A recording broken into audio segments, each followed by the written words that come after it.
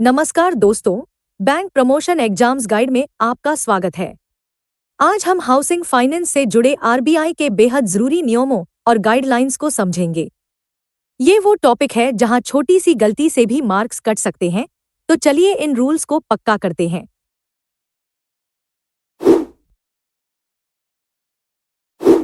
जब बैंक किसी प्लॉट को खरीदने के लिए लोन देता है, तो उसे बोरोअर से जमीन के इस्तेमाल को लेकर कौन सा स्पेसिफिक डिक्लेरेशन लेना जरूरी है? When a bank grants finance for the acquisition of a plot, what specific declaration must be obtained from the borrower regarding the utilization of the land?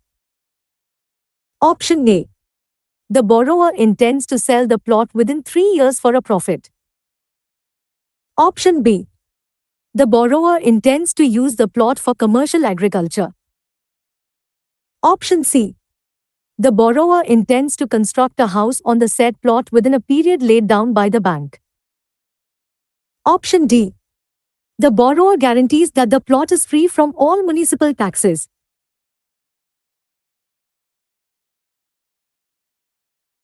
सही जवाब है ऑप्शन सी, यानी बोरोअर को यह declaration देना होगा कि वह उस प्लॉट पर घर बनाएगा।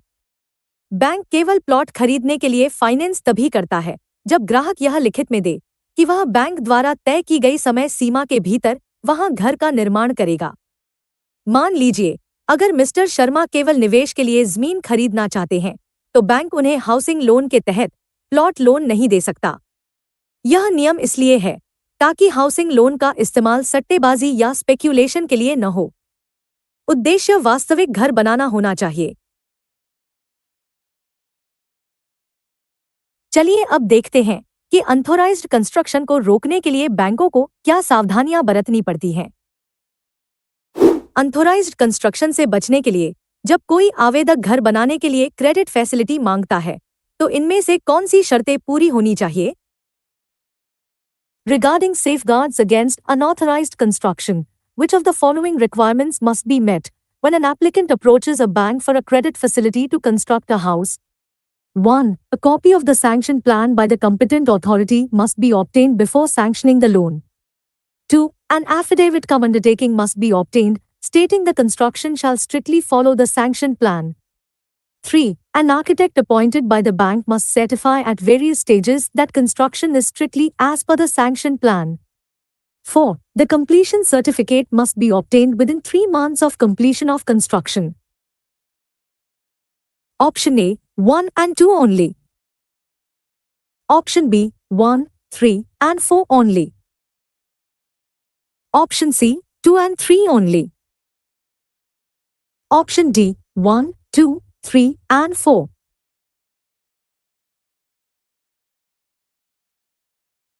सही जवाब है ऑप्शन डी, यानी ये चारों शर्तें पूरी होनी चाहिए। दिल्ली हाई कोर्ट के निर्देशों के अनुसार बैंकों को यह सुनिश्चित करना होता है कि लोन का पैसा अवैध निर्माण में न लगे। इसमें सैंक्शन प्लान की कॉपी लेना, एफिडेविट लेना और आर्किटेक्ट से समय समय पर सर्टिफिकेट लेना शामिल है। मान लीजिए, अगर कोई बिल्डर नक्शे से अलग एक्स्ट्रा फ्लोर बना रहा है, तो बैंक को आर्किटेक्ट की रिपोर्ट से यह पता चल जाएगा और वह फंड रोक सकता है। इसके अलावा काम पूरा होने के 3 महीने के भीतर कंप्लीशन सर्टिफिकेट लेना भी अनिवार्य है। क्या बैंक स्लम एरिया में सुधार के लिए सीधे वहां के निवासियों को लोन दे सकते हैं? जानते हैं अगले सवाल में। क्या बैंकों को यह अनुमति है कि वे स्लम एरिया की स्थिति सुधारने के लिए सीधे स्लम ड्वेलर्स को सरकार की गारंटी पर फाइनेंस कर सकें?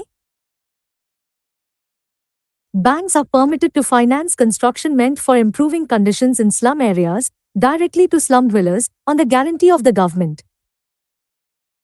Option A, true.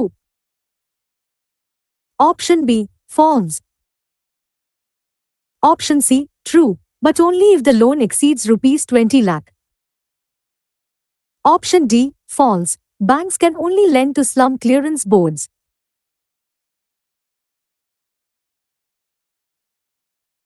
सही जवाब है ऑप्शन ए, यह बात बिल्कुल सच है। बैंक स्लम बस्तियों की हालत सुधारने के लिए सीधे वहां रहने वालों को लोन दे सकते हैं अगर सरकार इसकी गारंटी ले। यह सुविधा कमजोर वर्गों को बेहतर आवास देने के लिए बनाई गई है। सोचिए, अगर किसी शहर में झुग्गी पुनर्वास योजना चल रही है तो बैंक राज्य सरकार की गारंटी पर वहां के निवासियों को पक्के मकान बनाने के लिए फंड दे सकता है। यह लोन इनडायरेक्टली राज्य सरकार के जरिए भी दिया जा सकता है। अगर किसी ने पहले ही कहीं से लोन लिया हो तो बैंक उसे एक्स्ट्रा पैसा किस शर्त पर देगा? अगला सवाल इसी पर है। अगर किसी व्यक्ति ने पहले ही दूसरे स्रोतों से फंड जुटा लिया है तो सप्लीमेंट्री फाइनेंस देते समय बैंक प्रॉपर्टी पर किस तरह का चार्ज ले सकता है? When providing supplementary finance to individuals who have raised funds from other sources, what specific type of charge over the property may banks accept if a first mortgage is not available? Option A. A negative lien only. Option B. Paripasu or second mortgage charge. Option C. A pledge of movable assets only. Option D. A corporate guarantee from the builder.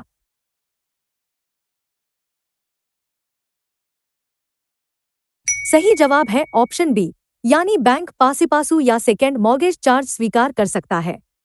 अगर किसी ग्राहक ने पहले ही मान लीजिए HDFC से loan लिया है और उसे और पैसों की जरूरत है तो दूसरा बैंक उसे सप्लीमेंट्री फाइनेंस दे सकता है। चूंकि प्रॉपर्टी पर पहला हक पहले लेंडर का है, इसलिए दूसरा बैंक बची हुई वैल्यू पर सेकेंड चार्ज क्रिएट करता है। अगर कोई ग्राहक अपना घर रेनोवेट कराने के लिए टॉप अप लोन चाहता है तो बैंक इसी नियम का इस्तेमाल करते हैं। बैंक इनमें से किस तरह की बिल्डिंग बनाने के लिए कभी भी लोन नहीं देगा? जवाब अगले सवाल में। बैंकों को इनमें से किस उद्देश्य के लिए बनाई जा रही बिल्डिंग्स के लिए फाइनेंस नहीं देना चाहिए? Bank finance should not be granted for the construction of buildings meant purely for which of the following purposes? Option A. Residential quarters for employees of corporate bodies. Option B. Government or semi-government offices, including municipal and panchayat offices. Option C. Slum improvement schemes implemented by public agencies. Option D. Dwelling units for individuals residing in rented houses.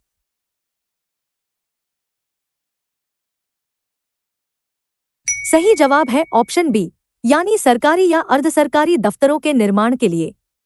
RBI के नियमों के अनुसार बैंकों को उन इमारतों के लिए लोन नहीं देना चाहिए जो पूरी तरह से सरकारी, म्यूनिसिपल या पंचायत ऑफिस के लिए हों। मान लीजिए अगर कोई नगर निगम अपना नया हेडक्वार्टर बनाना चाहता है तो बैंक उसे कमर्शियल हाउसिंग फाइनेंस के तहत लोन नहीं देगा, क्योंकि यह पब्लिक इंफ्रास्ट्रक्चर बजट का हिस्सा होना चाहिए।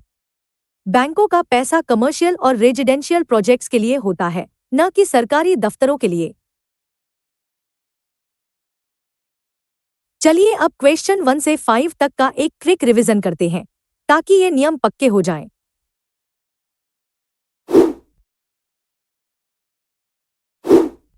प्लॉट लोन तभी मिलेगा जब बोरोअर तय समय में घर बनाने का डिक्लेरेशन देगा। अवैध निर्माण रोकने के लिए सैंक्शन प्लान, एफिडेविट और आर्किटेक्ट सर्टिफिकेट जरूरी है। बैंक सरकारी गारंटी पर स्लम में रहने वालों को सीधे लोन दे सकते हैं। सप्लीमेंट्री फाइनेंस के लिए प्रॉपर्टी पर पारिपासु या सेकेंड मॉर्गेज चार्ज मान्य है। सरकारी या म्यूनिसिपल दफ्तरों के निर्माण के लिए बैंक फाइनेंस नहीं कर सकते। चलिए अब आगे बढ़ते हैं और पब्लिक सेक्टर प्रोजेक्ट्स की फाइनेंसिंग के नियम समझते हैं। पब्लिक सेक्टर एंटिटीज के प्रोजेक्ट्स को फाइनेंस करते समय बैंकों को बजटरी रिसोर्सेज के रिप्लेसमेंट को लेकर किस बात का ध्यान रखना चाहिए? Consider the following statements regarding financing projects undertaken by public sector entities. Assertion A. Banks should not finance projects undertaken by public sector entities if the bank finance is intended to substitute budgetary resources envisaged for the project. Reason are, projects financed by banks must be run on commercial lines and should not rely on budgetary allocations for repayment. Option A. Both A and R are true, and R explains A. Option B. Both A and R are true, but R does not explain A. Option C. A is true, but R is false. Option D. A is false, but R is true.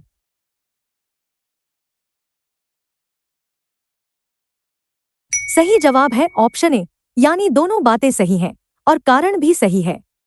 RBI का नियम साफ है कि बैंकों का पैसा सरकार के बजट का विकल्प नहीं बनना चाहिए। प्रोजेक्ट्स कमर्शियल आधार पर चलने चाहिए। मान लीजिए, अगर कोई सरकारी कंपनी एक ब्रिज बना रही है और उसका रिपेमेंट सरकार के सालाना बजट से होना है, तो बैंक को उसे फाइनेंस नहीं करना चाहिए। बैंक लोन तभी देगा जब प्रोजेक्ट खुद अपनी कमाई से लोन चुकाने में सक्षम हो। अगर सरकार प्रोजेक्ट के लिए सब्सिडी दे रही है, तो लोन अमाउंट कैसे तय होगा? अगर किसी पब्लिक सेक्टर हाउसिंग प्रोजेक्ट का कुछ हिस्सा सरकारी सब्सिडी से पूरा हो रहा है, तो बैंक फाइनेंस की राशि कैसे तय की जाएगी? When a bank finances a housing project undertaken by a public sector entity, where a portion of the cost is met by government subsidy, how must the quantum of bank finance be determined? Option A. It should be based on the total project cost, treating the subsidy as borrower margin. Option B. It should be restricted to the amount arrived at after reducing the subsidy capital contribution from the total project cost. Option C. It should be equal to the government subsidy amount to ensure matching funds. Option D. It should be capped at 50% of the total project cost, regardless of other resources.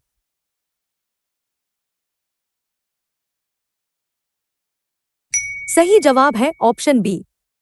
Bank finance की गणना करते समय total project cost में से सरकारी subsidy को घटाना जरूरी है। यानी लोन अमाउंट बराबर होगा टोटल कॉस्ट माइनस सब्सिडी। मान लीजिए, एक प्रोजेक्ट की लागत 100 करोड़ है और सरकार 20 करोड़ की सब्सिडी दे रही है, तो बैंक सिर्फ बचे हुए 80 करोड़ के आधार पर ही फाइनेंस का फैसला लेगा। सब्सिडी को बोरोअर का मार्जिन नहीं माना जा सकता। क्या बैंक पब्लिक एजेंसीज को जमीन खरीदने के लिए लोन दे सकते हैं? शर्तें जानने के लिए अगला सवाल देखें। पब्लिक एजेंसीज को लैंड एक्विजिशन और डेवलपमेंट के लिए फाइनेंस करने के लिए इनमें से कौन सी शर्तें पूरी होनी चाहिए? Which of the following conditions must be met for a bank to extend finance to public agencies for the acquisition and development of land? 1. The land acquisition must be part of a complete project that includes infrastructure development, roads, electricity, etc. 2. The project should be completed within 3 years to ensure quick recycling of funds. 3. The finance provided is limited to the acquisition price, current price, plus development cost. 4. The credit extended for individual beneficiaries must be on the same terms as stipulated for direct beneficiary financing. Option A, 1 and 2 only. Option B, 2 and 3 only. Option C, 1, 3 and 4 only. Option D, 1, 2, 3 and 4.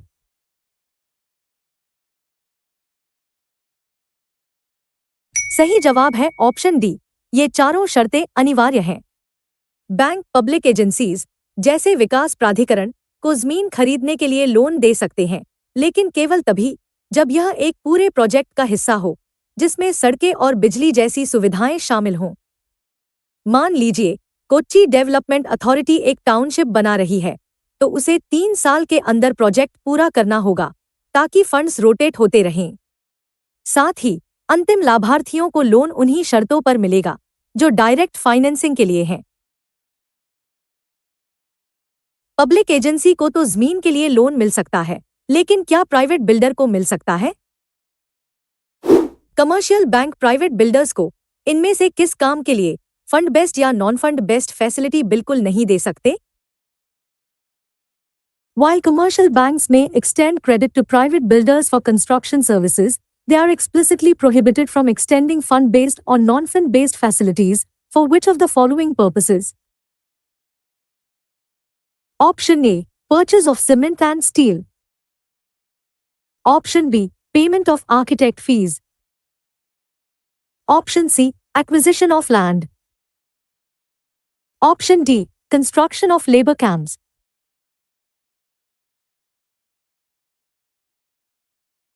सही जवाब है option C, land acquisition. यह एक सख्त नियम है। Bank private builders को जमीन खरीदने के लिए एक भी पैसा नहीं दे सकते, चाहे वह डायरेक्ट लोन हो या बैंक गारंटी। मान लीजिए कोई बड़ा प्राइवेट डेवलपर एक हाउसिंग सोसाइटी बनाना चाहता है, तो उसे जमीन अपने पैसों से खरीदनी होगी। बैंक केवल कंस्ट्रक्शन कॉस्ट जैसे मटेरियल और लेबर के लिए लोन दे सकता है। यह नियम रियल एस्टेट के बुलबुले और सट्टेबाजी को रोकने के लिए है।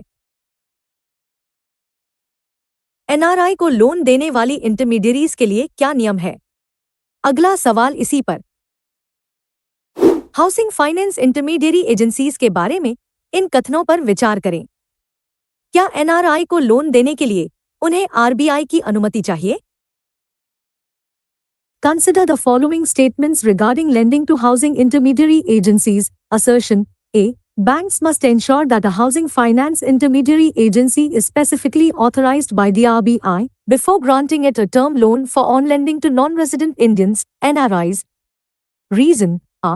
Not all housing finance intermediaries are authorized by the Reserve Bank of India to provide housing finance to NRIs. Option A. Both A and R are true, and R explains A. Option B. Both A and R are true, but R does not explain A. Option C. A is true, but R is false. Option D. A is false, but R is true.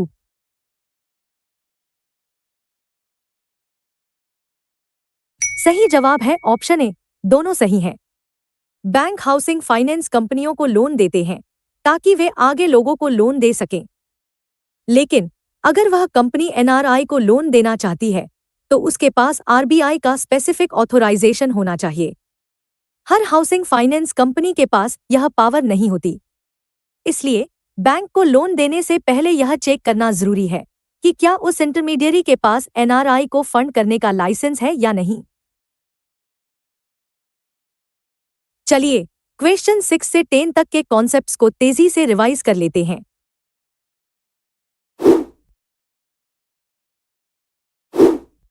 Bank उन public projects को finance नहीं कर सकते जो budget का विकल्प हों। Bank finance का मतलब है टोटल कॉस्ट माइनस सरकारी सब्सिडी। पब्लिक एजेंसीज को प्रोजेक्ट का हिस्सा होने पर ही लैंड लोन मिलेगा, 3 साल की सीमा के साथ। प्राइवेट बिल्डर्स को जमीन खरीदने के लिए बैंक से कोई फाइनेंस नहीं मिल सकता। एनआरआई को लोन देने के लिए इंटरमीडियरी के पास आरबीआई की अनुमति होना जरूरी है। अब हम चलेंगे चैप्टर 3 की ओर, जहां एलटीवी और रिस्क वेट के जरूरी नियम आएंगे। हाउसिंग फाइनेंस के प्रूडेंशियल नॉर्म्स यानी एलटीवी रेशियो और रिस्क वेट्स के बारे में इनमें से कौन से कथन सही हैं? Regarding prudential norms for housing finance, LTV ratios and risk weights, which of the following statements are correct? 1.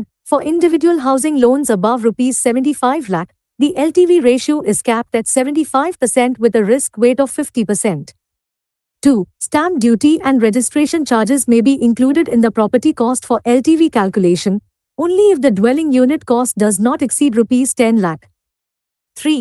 Exposures classified as commercial real estate, residential housing, CRARH, attract a risk weight of 75%.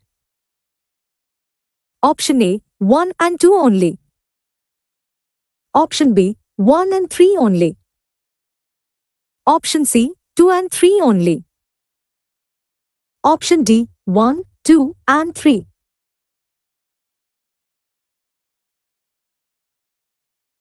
सही जवाब है option D, यानी तीनों बातें सही हैं। 75 लाख से ऊपर के लोन के लिए एलटीवी 75% तक सीमित है। स्टैंप ड्यूटी को प्रॉपर्टी कॉस्ट में तभी जोड़ा जा सकता है जब घर की कीमत 10 लाख से कम हो। सीआरए रेजिडेंशियल हाउसिंग पर 75% का रिस्क वेट लगता है। लेकिन ध्यान दें, आरबीआई के अक्टूबर 2020 के सर्कुलर के बाद अगर एलटीवी 80% से कम है तो रिस्क वेट 35% भी लागू हो सकता है, जो एक रिलैक्सेशन है।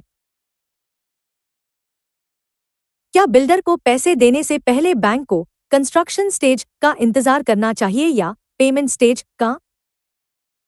हाउसिंग लोन्स के सैंक्शन और डिसबर्समेंट को लेकर इनमें से कौन से नियम सही हैं? Which of the following statements regarding the sanction and disbursement of housing loans are correct?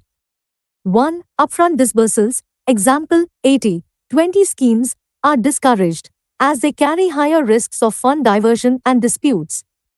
2. Banks may disburse funds based on payment stages rather than construction stages only for projects sponsored by government or statutory authorities with no history of non-completion. 3. While a loan may be sanctioned in the normal course, disbursement should only occur after the borrower has obtained all requisite government clearances. 4. In subvention schemes, a default by the builder in servicing the loan impacts the borrower's credit standing. Option A, 1 and 2 only. Option B, 2, 3, and 4 only. Option C, 1 and 3 only. Option D, 1, 2, 3, and 4.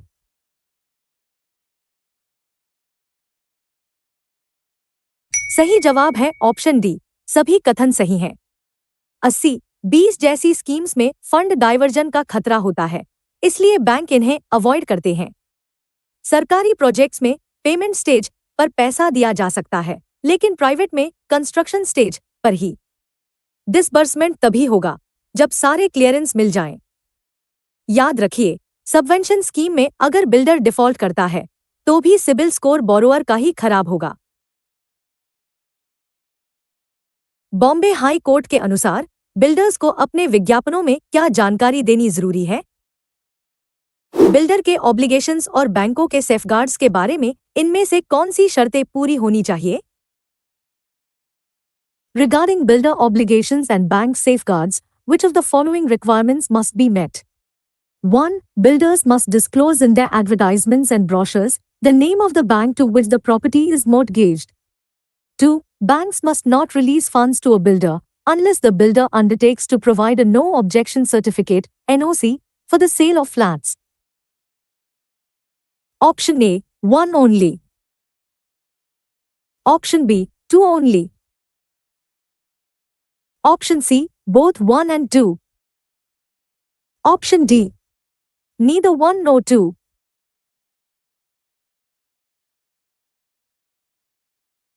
सही जवाब है option C, दोनों शर्तें जरूरी हैं। Bombay high court के आदेशानुसार अगर प्रोजेक्ट किसी बैंक के पास गिरवी मोर्टगेज्ड है तो बिल्डर को अपने विज्ञापनों में उस बैंक का नाम बताना होगा। साथ ही बैंक फंड्स तभी रिलीज करेगा जब बिल्डर फ्लैट बेचने के लिए एनओसी देने का लिखित वादा करे। मान लीजिए आप फ्लैट खरीद रहे हैं, तो आपको पता होना चाहिए कि वह प्रॉपर्टी पहले से किसी बैंक के पास गिरवी तो नहीं है। अफोर्डेबल हाउसिंग के लिए बैंक जो बॉन्ड्स जारी करते हैं, उनकी कम से कम मैच्योरिटी कितनी होनी चाहिए? अफोर्डेबल हाउसिंग को फाइनेंस करने के लिए बैंक जो लॉन्ग टर्म बॉन्ड्स जारी करते हैं, उनकी मिनिमम मैच्योरिटी कितनी होनी चाहिए? What is the minimum maturity period for long-term bonds issued by banks to raise resources for financing affordable housing? Option A, 3 years. Option B, 5 years. Option C, 7 years. Option D, 10 years.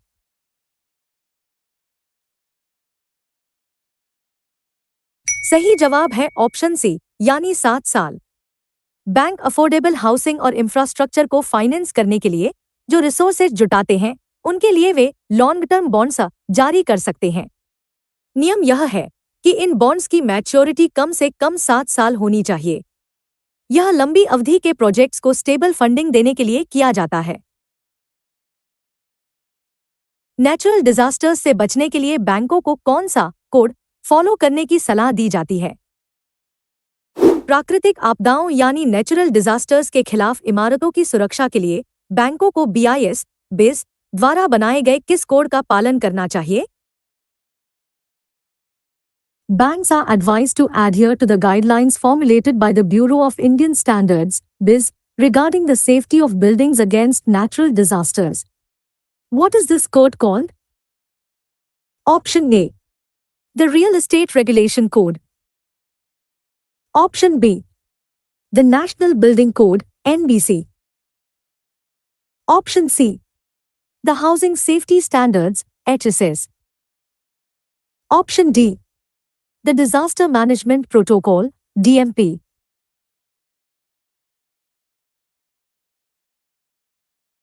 सही जवाब है option B, national building code, NBC. बैंकों को सलाह दी जाती है कि loan देते समय वे यह चेक करें कि बिल्डिंग बीआईएस, बिस के नेशनल बिल्डिंग कोड के अनुसार बनी है या नहीं। यह भूकंप, बाढ़ या अन्य आपदाओं से सुरक्षा सुनिश्चित करने के लिए जरूरी है। सुरक्षित प्रॉपर्टी मतलब सुरक्षित लोन। चलिए अब क्वेश्चन 11 से 15 का एक क्विक रिवीजन करते हैं।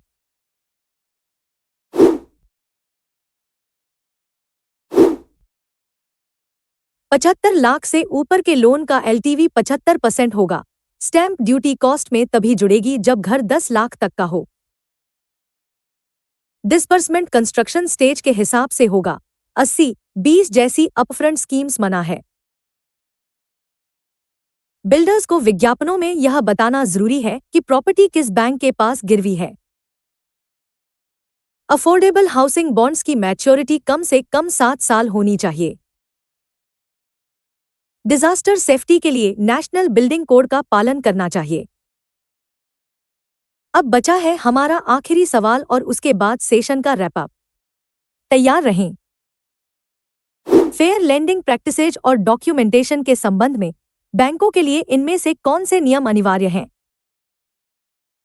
Which of the following practices are mandated for banks regarding fair lending practices and documentation?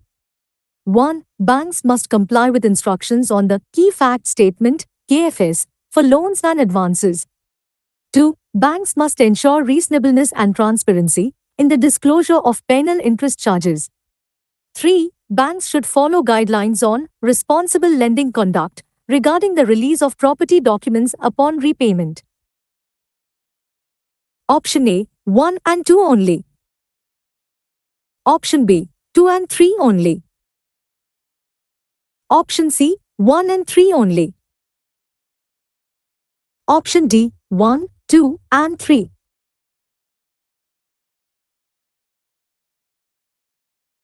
सही जवाब है ऑप्शन डी, ये तीनों नियम अनिवार्य हैं। बैंकों को पारदर्शिता के लिए ग्राहकों को की फैक्ट स्टेटमेंट (केएफएस) देना होता है। लोन पूरा चुकने के बाद रिस्पॉन्सिबल लेंडिंग कंडक्ट के तहत 30 दिनों के भीतर प्रॉपर्टी के ओरिजिनल डॉक्यूमेंट्स वापस करने होते हैं, वरना बैंक को हर्जाना देना पड़ सकता है। लेकिन ध्यान दें, आरबीआई ने अप्रैल 2024 से एक नया नियम लागू किया है, जिसके तहत अब पीनल इंटरेस्ट, ब्याज पर ब्याज नहीं लगाया जा सकता, केवल पीनल चार्जेज ही लगाए जा सकते हैं। तो दोस्तों, आज हमने हाउसिंग फाइनेंस के सभी क्रिटिकल रूल्स कवर कर लिए हैं। हमने देखा कि कैसे प्राइवेट बिल्डर्स को जमीन के लिए लोन नहीं मिलता और एलटीवी रेशियो कैसे काम करता है। एग्जाम के लिए पीनल चार्जेज वाला नया अपडेट और रिस्पॉन्सिबल लेंडिंग के तहत डॉक्यूमेंट वापसी का 30 दिन वाला नियम जरूर याद रखें। अगर यह सेशन आपके लिए हेल्पफुल रहा तो लाइक, शेयर और सब्सक्राइब जरूर करें। मिलते हैं अगले वीडियो में, तब तक पढ़ते रहिए और आगे बढ़ते रहिए।